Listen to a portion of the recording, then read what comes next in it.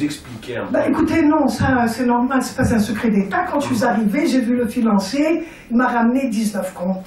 Et spontanément, venant d'une association, connaissant la loi sur les associations, je sais que la loi prévoit 2 comptes. Un compte en dinars et pour le Croissant Rouge, bien sûr, puisqu'il a des relations, des activités internationales.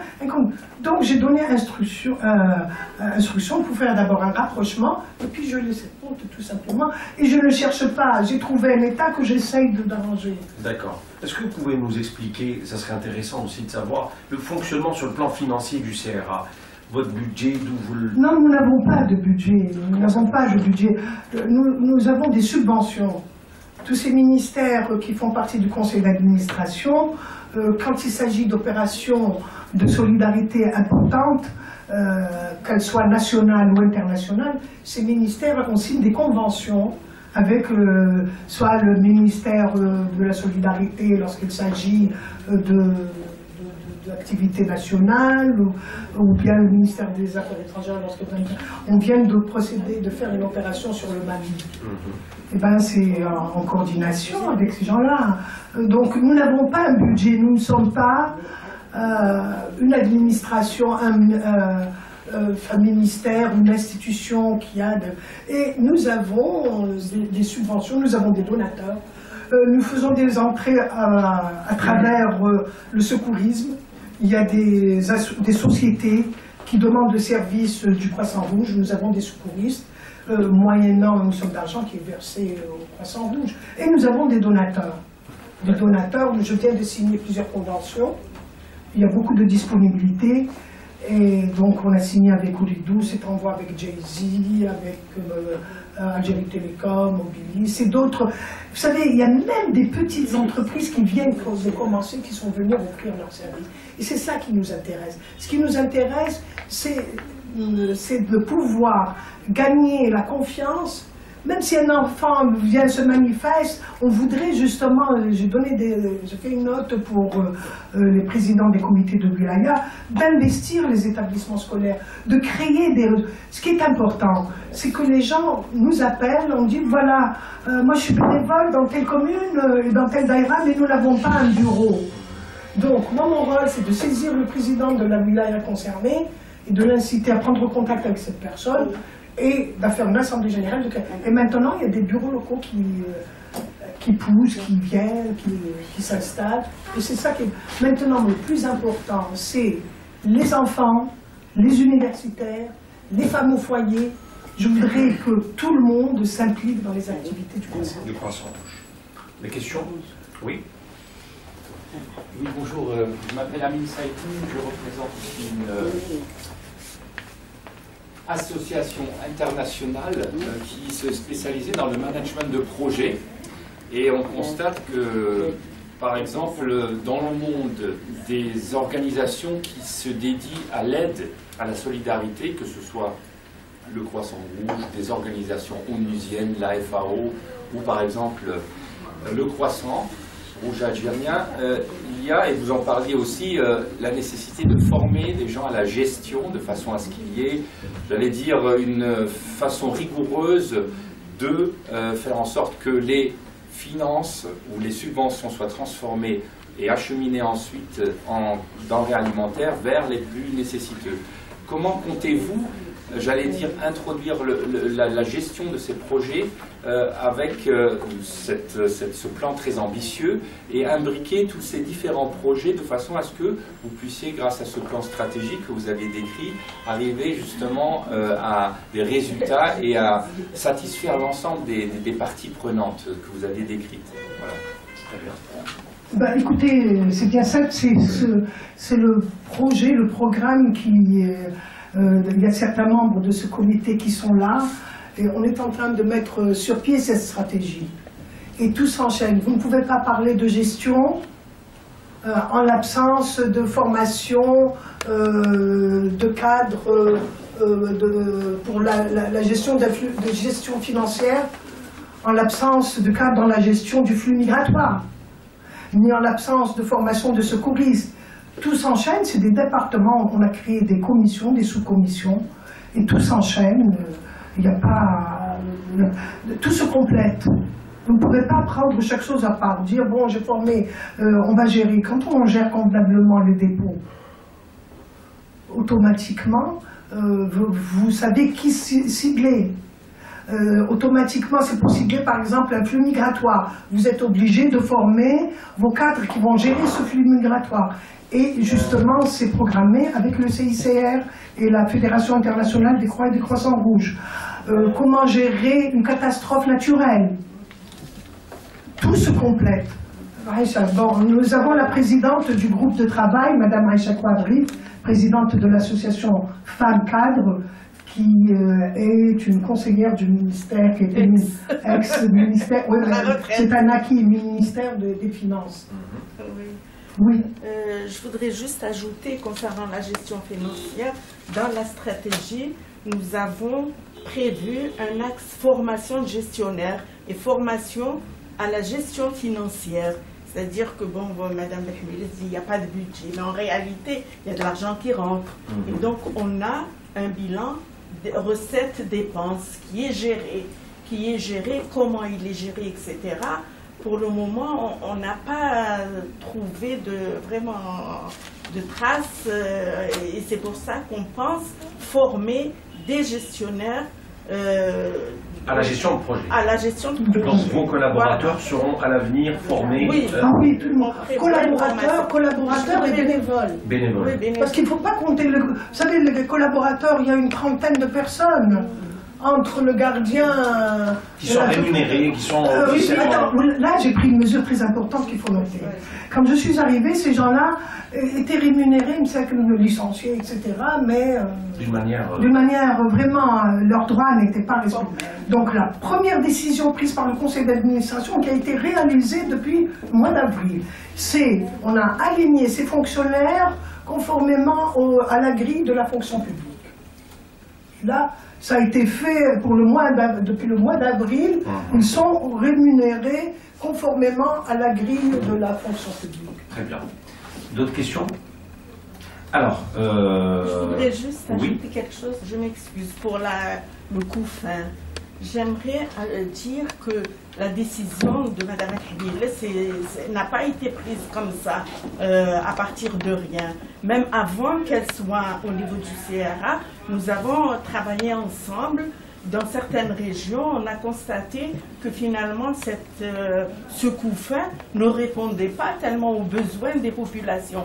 On a constaté que, par exemple, des gens avaient des spaghettis pendant le mois de Ramadan, des champignons dans le sud, et des trucs comme ça. Et c'est pour ça que je pense elle était convaincue et en droit d'annoncer que le coup fin, soit il faut revoir ses modalités et ramener à la télé les gens, etc. C'est vraiment indigne. Donc autant donner de l'argent et régler une bonne fois.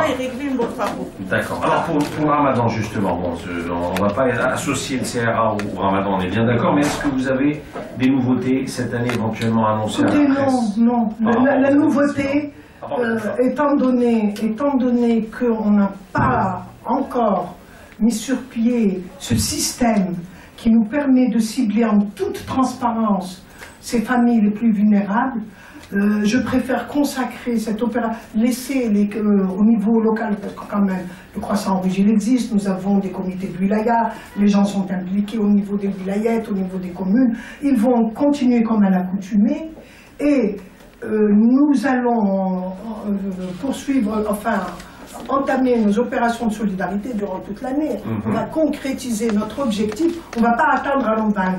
Là, je suis désolée, il n'y a pas que Ramadan qui mérite solidarité. Toute l'année, je suis contre la solidarité conjoncturelle. La solidarité, c'est une culture, c'est un comportement de tous les jours. Et là, j'espère, grâce à tout ce travail, tous ces réseaux qu'on va réussir à mettre en place localement, on aura ne serait-ce qu'au début de l'histoire, puis on va impliquer tout le monde, le ministère de la Solidarité qui a une expérience dans le recensement, l'intérieur, enfin tout le monde qui peut enrichir cette banque de données. L'objectif, c'est de faire dans la transparence. D'accord. Alors Madame Habines, en annonçant toutes ces nouvelles mesures, en annonçant cette nouvelle stratégie, etc., vous allez carrément bousculer des pratiques, il faut le dire. Est-ce que vous vous attendez à de la résistance? Est-ce que vous vous attendez à de la critique?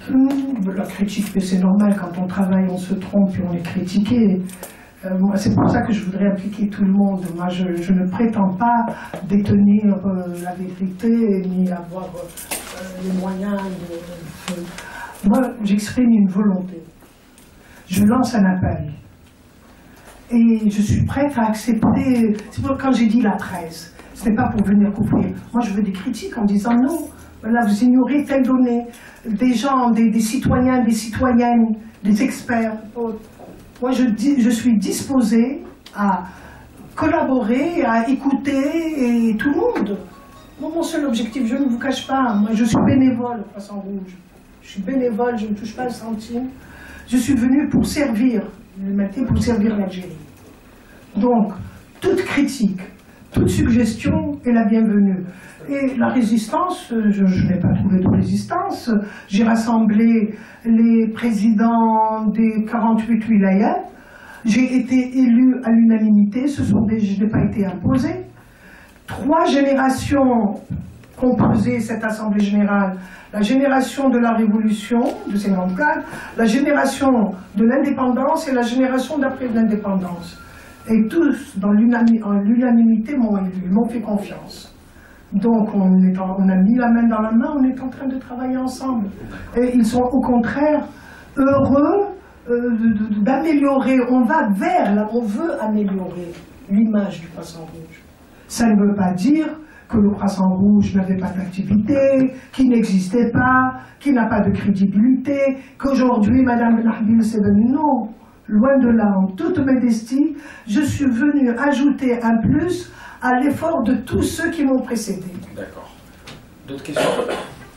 Pour l'afflux des réfugiés du Niger en particulier, ils arrivent tous les jours, il y a certaines appréhensions de la population qui les accueillent plus ou moins bien. Est-ce que vous avez organisé des camps pour les... Qu'est-ce que vous faites concrètement pour les... Écoutez, nous accompagnons les mesures prises par l'État, par les pouvoirs publics. Nous sommes le CRA et disposés à apporter toute l'aide humanitaire voulue.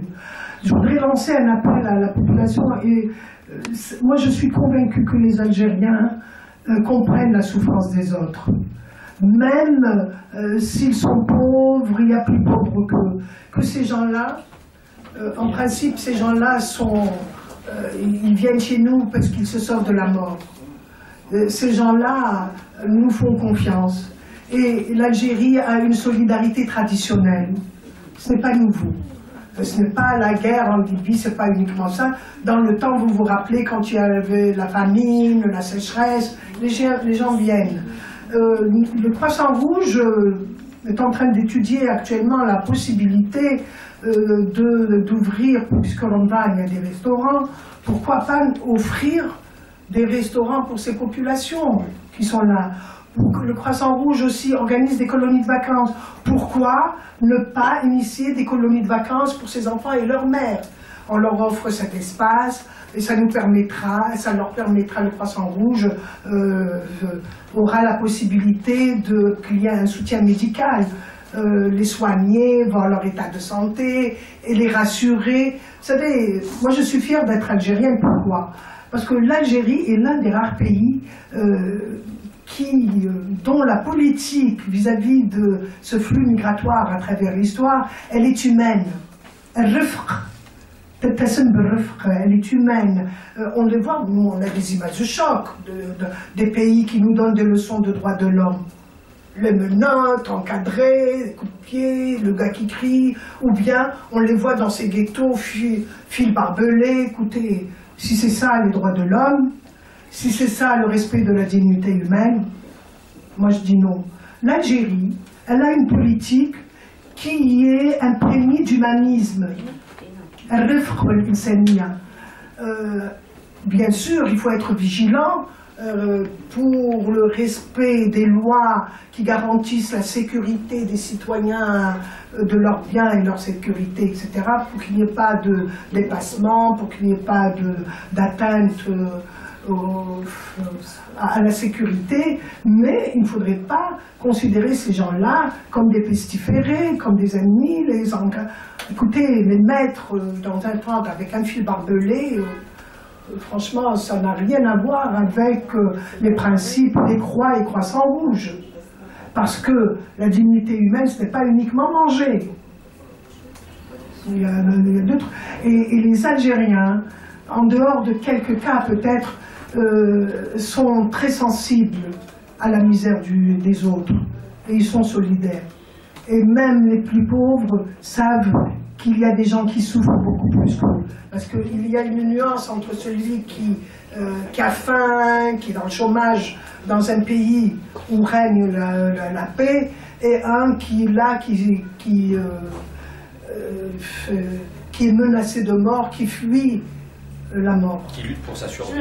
Mais concrètement, quels sont les dispositifs que vous avez mis en place? Les dispositifs, je vous dis, on est en train de voir pour le restaurant. Là, ils sont dans la rue, là. Non, mais on va les... C'est-à-dire, entendons-nous, nos militants, nos bénévoles sont en train de les sensibiliser pour leur dire, nous, on ne peut pas les obliger, ce n'est pas le rôle du Croissant Rouge que d'aller envoyer des policiers, des gendarmes pour ramener de force ces gens dans des centres. Il y a des centres qui sont ouverts. Et quand ils sont fatigués, ils viennent, ils se reposent, ils mangent, ils se lavent, ils se soignent, et puis ils s'en vont, puis ils reviennent. C'est pour ça que même dans les chiffres, on ne peut pas vous donner des chiffres exacts. C'est un mouvement libre, et nous accompagnons, je précise bien que le Croissant Rouge, ses prérogatives se limitent à apporter un soutien humanitaire et à accompagner les décisions et la politique des pouvoirs publics. Est-ce qu'il y a des camps qui sont gérés par le Croissant? Bien sûr, nous avons en Ouargla, le nombre, nous avons, je ne sais pas, qu'est-ce que vous appelez les camps? Parce qu'il y a dans des régions où il y a 7 personnes. Je vais vous faire.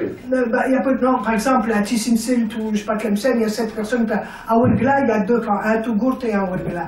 À Adrar, il y a un camp. Il y a quelques camps répartis à travers le territoire national, mais le nombre n'est pas...